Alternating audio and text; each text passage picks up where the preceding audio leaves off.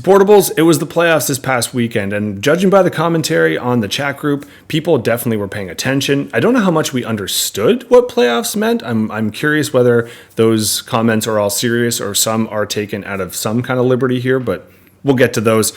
Exciting week, though. I want to get right to some of the matchups because there's a lot to talk about, and I talk a lot, so it is what it is. I am doing another week in a row where I don't do the kind of the NFL wrap because there's a lot going on in our league, so I want to talk about that. Although next week there'll be a doozy. We've got just a league wrap up, and we're going to do a football wrap up. We'll see how that looks, so just bear in mind you might be getting a couple links sent your way. This is the last week of fantasy sports upcoming, so this is the last weekend that you have the justification of yelling at your television if you'd like to, or yelling at each other on a WhatsApp thread. So there's only 1 week left. We decided things. We had our consolation and our championship semifinals, which I'd like to get to. I would like to just make a mention. Maybe I should have said this for the European crowd. Remember, this is more of a North American sport, so we do have playoffs. So yes, it is really important.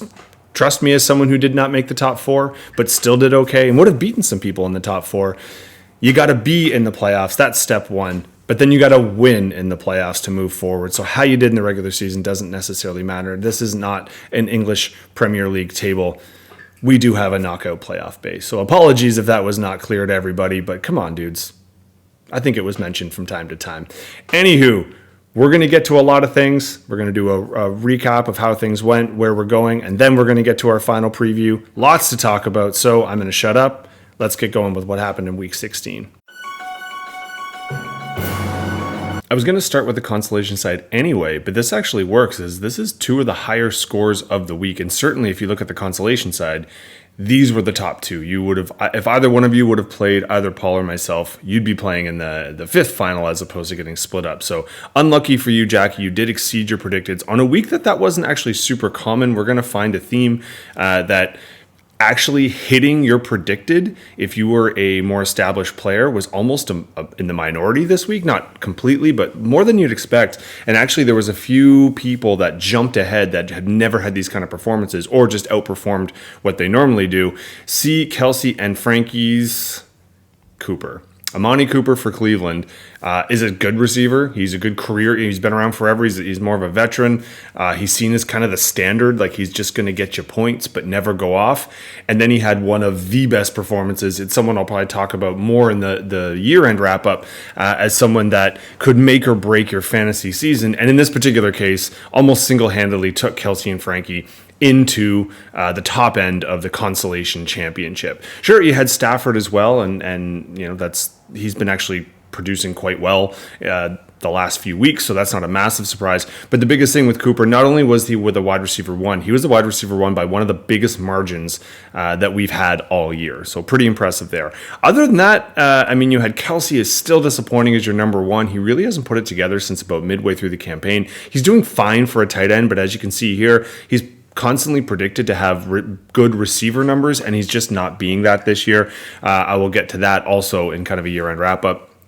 So everyone else, aside from Stafford and Cooper, did roughly what they were supposed to or underachieved, but your achievement was so big in that regard, you didn't need much else, and putting up a near 150 is going to win you most weeks. Now, you did leave a little bit on the bench. Zay Flowers had a great game, or at least the reception or the touchdown helps him out. And Henry's been kind of a stud. It was an interesting call that you made here. I mean, I think Mustard as well probably would have had a bigger output. He did go out in mid-game and get knocked out with the injury, so that he was having a good performance until then. But obviously Henry would have been a good start. You didn't quite need it though.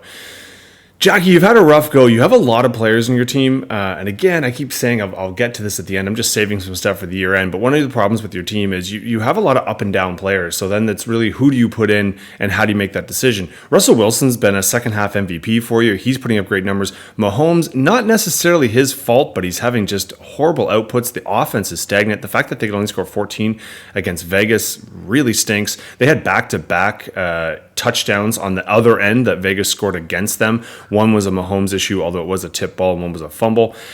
You had Higgins go off, and this was now Higgins getting back to form. That's a couple weeks in a row with what you probably expected to get Higgins, or what Yahoo expected Higgins to do all year. And you had Bijan finally getting the carries. He's still not getting the carries that the other running back's getting, which is insanely frustrating. But someone like London, who went off a couple weeks ago, you started versus Ridley, who would have been a better start, or obviously George Pickens. Now, Pickens, this is another interesting case. One of the most athletic receivers in the league, and actually one of the better physical talents, but has weeks where he's shut out. So no one blames you for putting him on the bench, but he was actually the wide receiver too. If you throw him in here for one of your more standard, or especially for your flex, that almost in itself is enough. That would have been enough to actually win this for you and get you to the next round. So you did have the points with you. It just didn't really quite work out. You made the good call on the tight end, however, because Kincaid did not have a great output. But everybody else, you actually could have put more points in. So that's frustrating. But Jackie, don't worry. That just means that you are not destined for worse in the league. You are moving on to play in the Toilet Bowl or the 7-8 matchup. I know you'll take it seriously, though, because you don't want to finish there. We'll get to that in a second. Kelsey and Frankie, this is kind of completing your second half transition. You did just fall short of the playoffs, but you've been one of the hottest teams in this league. And so now you're taking that all the way to the Consolation Championship. Not the championship you wanted, but baby steps. And now in that Consolation Championship, looks like you're going to see me. Now, I did not have a great output. Like I said, Jackie would have beaten me, and I actually did not leave as many points on the bench as she did. I did leave some. Obviously, Murray would have made a good start, but not for me. Actually, I made a good call there. So I didn't really have too many people that could have been helpful. Garrett Wilson would have been better than Rice. And my kicker got hurt, which is never fun. You never want your kicker to go out, especially a kicker that's actually got me a ton of points. So I was a little worried there. However, I did have enough kind of surrounding me. I mean, Allen was the QB3 and is kind of capping off his great year. Love is having a great second push. You'll notice he's not that many points behind him, but he was not in our top 5, meaning the quarterbacks were quite tight. And Gibbs did do enough to almost, well, he was also, the running back 3. There was a lot of variance in that position as well. That's kind of all I really needed. Hill was a massive disappointment at tight end. He is a boomer bust guy, though, so I'm not super shocked. In terms of Paul, though, I know you were watching, I know you're paying attention, so you need to know how much of an anomaly this is. Your receiving tandem here of Adams and Diggs, they're actually phenomenal. This is actually a weird one. AOC, the quarterback for Vegas, did not complete a pass after the first quarter. 3 quarters of the game did not complete a pass, and yet they still won. That's how bad that game was, and that's how bad the Chiefs actually played. Purdy had to be your biggest disappointment. He's going for the real-life MVP and pretty much lost it just on this game alone. 4 interceptions in a primetime game where everyone's watching against potentially the team that they would see in the Super Bowl if the number 1 seeds pan out. That's no bueno, so you couldn't really have predicted that one. Diggs as well just should have had a good game, didn't have a good game. Everybody's gone off against the Chargers. But really, Allen didn't need to pass that much, and he gave it to other people. Gabe Dave actually had a great game. So for you, it's a little frustrating because I know you left some points here. You had Geno and Pitts. Pitts would have been a great tight end start, but unfortunately, it is what it is. Paul, that means you're going to be playing Jackie in the 7-8, and we'll get to that preview. Looks like I'm playing Kelsey and Frankie in the consolation final. But now let's get to the winner's side.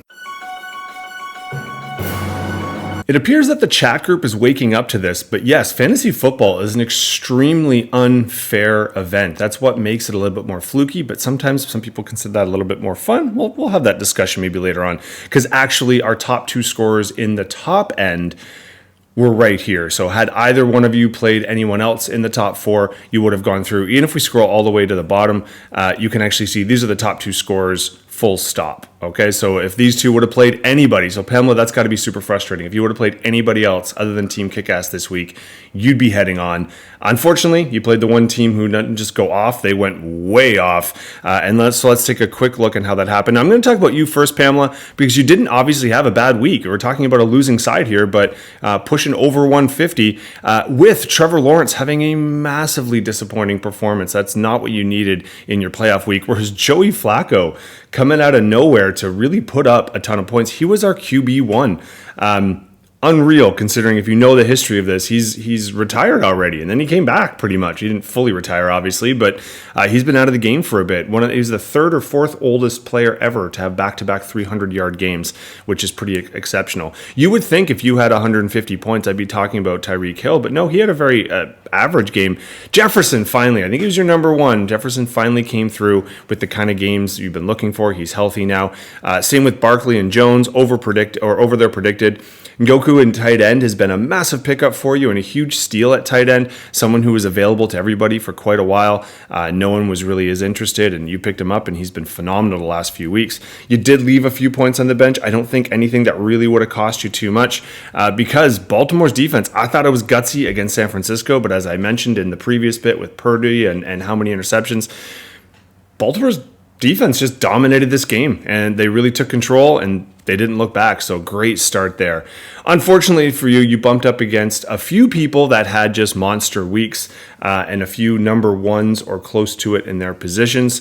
The biggest one being Breece Hall has to be a massive surprise. He is a talented player that is constantly bumped into injuries and things derailing him. I mentioned a big difference between the number one and number two wide receiver. There was actually quite a big difference between the number one and number two running back. Breece was the number one. Connor got his way on the board in the top five. He was fifth. Kittle was number one at tight end. The wide receiver position went off enough that Evans didn't just make it, but CeeDee Lamb was the wide receiver 5, so that gives you an idea of where people were at. And obviously Kansas City's defense did not come through. But Baltimore, 16 points. You would think, in most weeks I'm saying he's the kicker 1. He was the kicker 5, and actually the second best kicker that we started, but the top 3 kickers were not started by anybody, even though I know most of them have been owned at some point in time throughout the year. You did leave some massive points on the bench. In fact, our quarterback 2, shockingly, was Carr. Again, if you know anything about the history of this league, this is a surprise. His whole team has given up on him, and actually he's getting booed occasionally and yet puts up a massive performance, but you'll see why he's getting booed, because they lost. It doesn't seem to translate into wins. And Montgomery has just been a touchdown factory for you. He didn't do a lot on the ground, but he is giving you touchdowns. You didn't need him, though. Obviously, both your running backs and your flex outscored him, so great decisions across the board. Carr would have been your only adjustment in for Goff, but that would have been a really gutsy call. That would have just gotten you to the 200 mark, so who needs that, right? You don't need that kind of esteem. You're going to the finals. Team Kickaxe is following through with his name. Unfortunately, Pamela, after a year that you have been fighting, you've been the number one. It looked like you were going to be guaranteed some cash. At the very end, you lost the regular season title, so you're not guaranteed things, but you have one last shot of finishing in the money, and that's by winning the bronze. Team Kickass, you're guaranteed some cash. You're guaranteed some play here. You came from a team that was middling throughout parts of the year to now one of the hottest teams going. I don't think anyone wants to play you in the finals, but let's take a look at the other semifinal and see who you're going up against. The other semifinal looked to be actually extremely tight. Now, it doesn't look at it with the score because there's a 15-point difference. But number one, there was a couple key issues with starting personnel. You can see one at the bottom here. We had Sutton who went in and they got knocked out, giving Jules a 0. The predicteds for this particular matchup, if you were watching as it went along, did go back and forth. It was quite 50-50. And it did come down to the last day, the Christmas Day Monday nighters. We had Sam Fran, you had Philly in the kicker there, so we had people going back and forth. It was quite intense. You had obviously McCaffrey, so Jules needed a big last day. And actually, I mean, you didn't put in the people that could have, anyway, you get it. You did have Hurts in the Giants game as well, so we did know it'd come down to it. I will talk about our fallen number one. So again, Raph James, you are guaranteed the regular season purse, but you really wanted the title. It's tough to do both. The number one seed going through all the way to the finish, it's a tough one to nail down. Now, obviously, Hurts for you helps you out because he at least met the expectation, as did Mullins. Your receivers, though, I mean, St. Brown has been massive the last couple of weeks. You got to be super pumped about that. And I don't think you can be mad about Metcalf's performance. The reason why I'm balking on that, if we go down to your bench, Pakin Nakua, man, he was your guy. He was number 3 receiver this week, and a week that a few receivers went off. He was one of them, and you knew it early because they played in one of the early games, so you had to be kind of kicking yourself on that one. And yes, I did the math. If you put him in for DK Metcalf, you actually would have won this one. He was enough to, I mean, it wasn't complicated math. Let's not praise me too much here. You can figure it out yourself too and double check me, but that would have helped you out. In terms of Cook underperforming, there's no way in the world you weren't going to put Cook in. Everyone assumed he was going to have a similar performance to last week, especially against the Chargers. The game script against the Chargers is often that you're up so much, you can run the ball a ton. Cook loves that. Didn't happen, though. And the fact that he had the fumble lost cost him a few extra points. So that was no good on that end. But you didn't really have anyone to kind of step up and go over. The only real kind of person on the bench other than Paka Nakua, I mean, obviously you could have considered Chandler, who went off last week, but he wouldn't have helped you out enough to do anything. One of the other ones, too, you were super sneaky. You went and got Dallas's defense. Since you've gotten them, they've only really had one of those all-star weeks, unfortunately for you. They were playing Miami, so it was a gutsy start, even though you would assume that Dallas might step up. In this particular case, though, they did not. That game was actually quite volume turned down. You can look at the same thing over here for San Francisco. Two defenses that were likely, and most weeks, our top two scorers combined for 5 points. So that's a little bit of a wah-wah. So sorry about that, Raph and James. You had a great season. But let's talk about our winners, our new finalists. They went from 4th place. They're one of the last teams to make it in. They made the playoffs because Jackie lost last week, and so they squeaked in.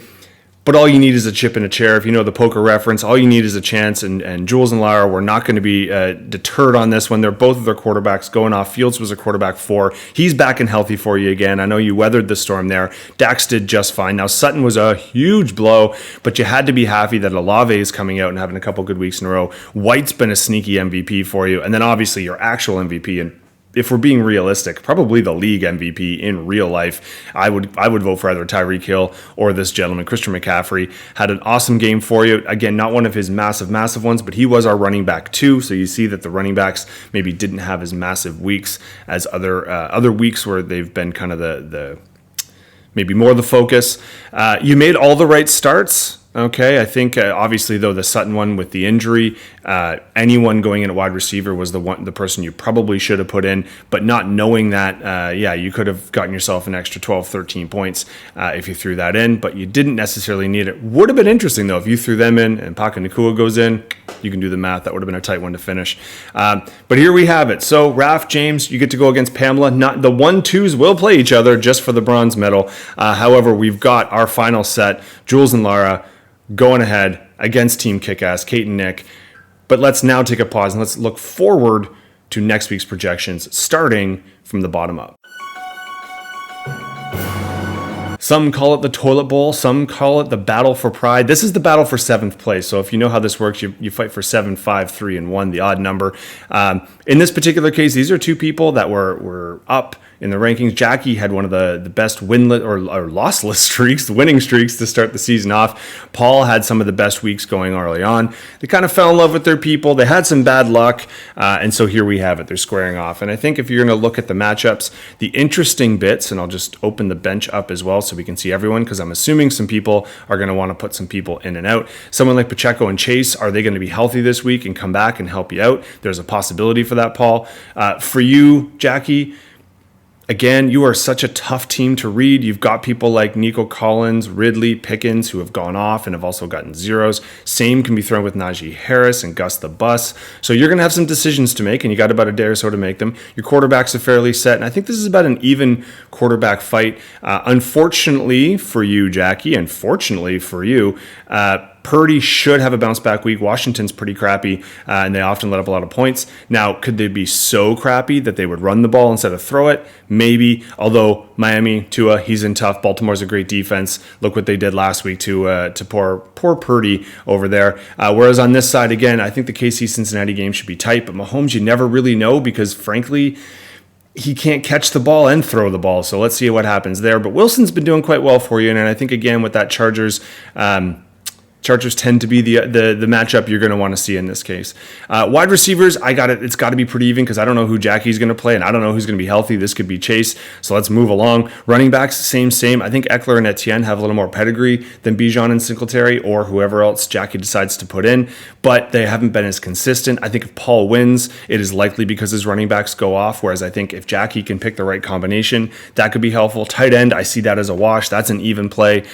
Kickers, I'm not going to predict those. That's like flipping a freaking coin. But I do think the interesting part here is our defensive matchups.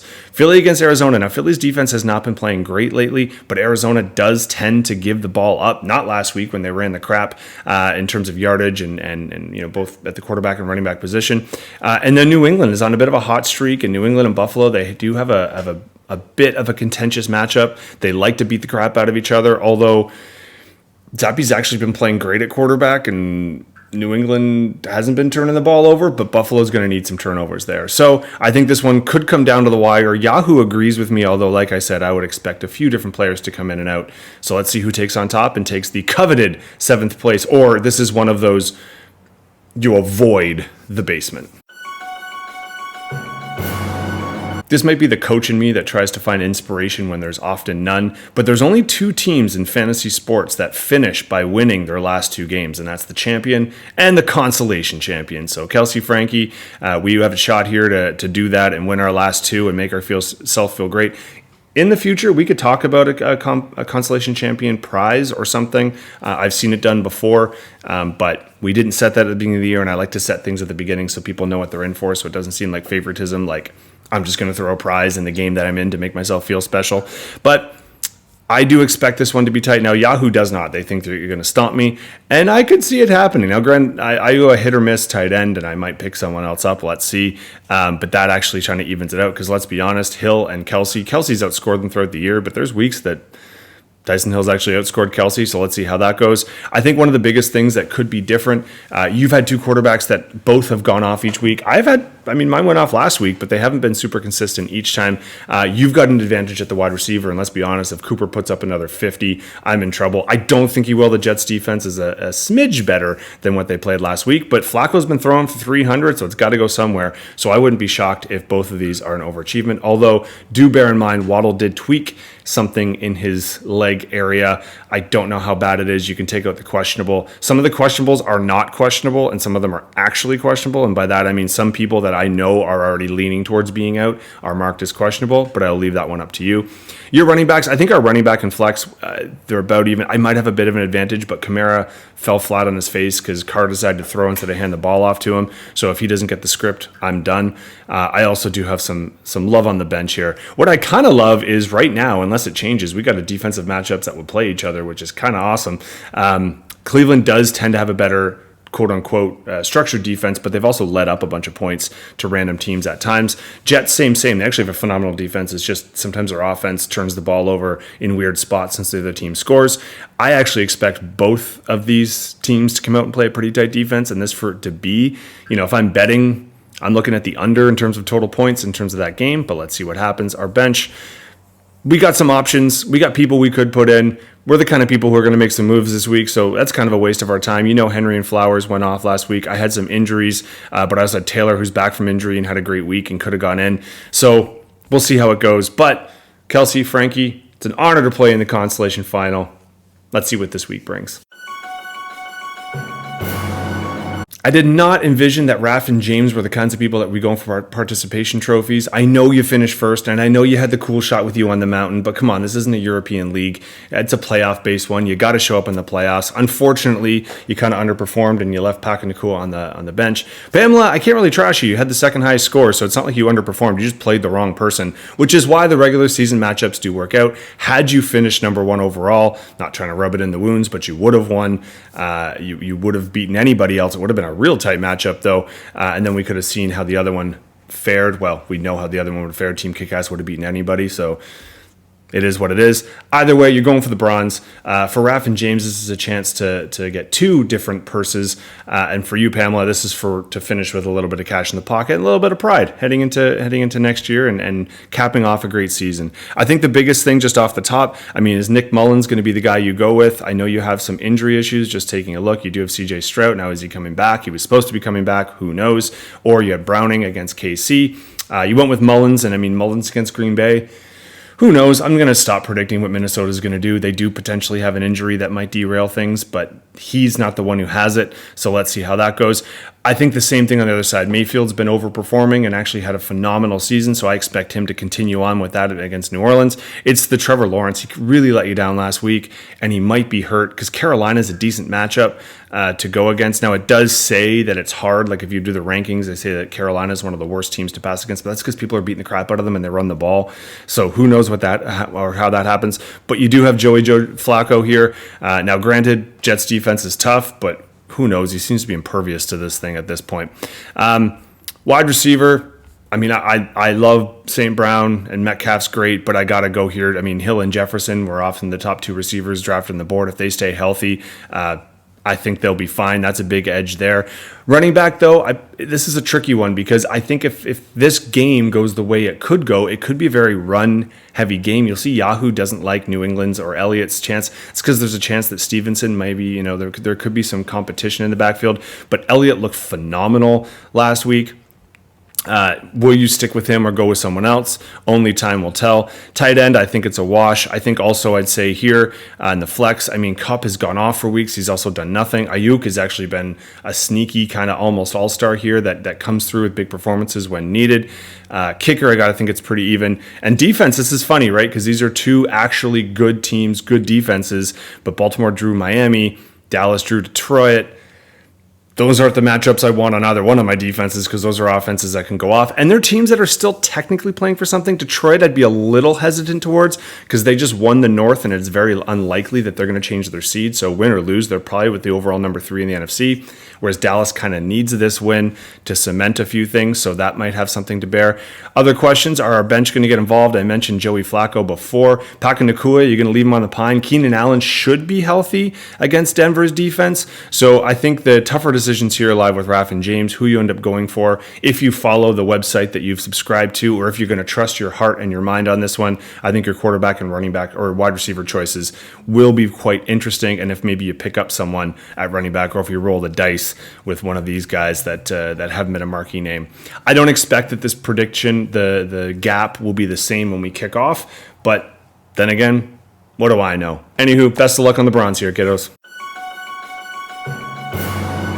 This is it. This is the pinnacle, the mountain that Raph said he was on early and sent to everybody. This is the actual match that matters, the one for the first ever title. Now, we haven't talked what the winner gets aside from the prize allocation. Typically, I like to get something ugly to buy as a keepsake that we pass around. But I should let you know if there is going to be some kind of a trophy, quite typically, if I've ever run a league before, whoever wins the first one gets to name it. So just bear that in mind. So a lot's going on for this one. I love that it's 3 versus 4 in the final, but you're two teams that have had to fight for the last few weeks just to make it in the playoffs. So you're used to the pressure.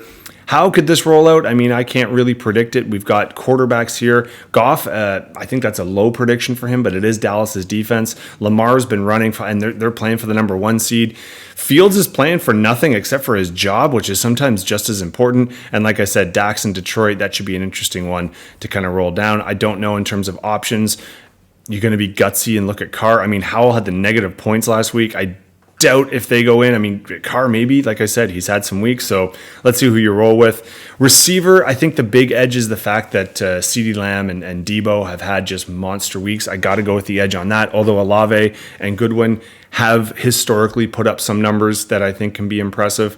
You do have some options here, though, we talked about on the bench. I don't think anyone here on the wide receiver end will make a ding, although Hopkins has had big weeks, so if you wanted to go that way, I wouldn't really blame you.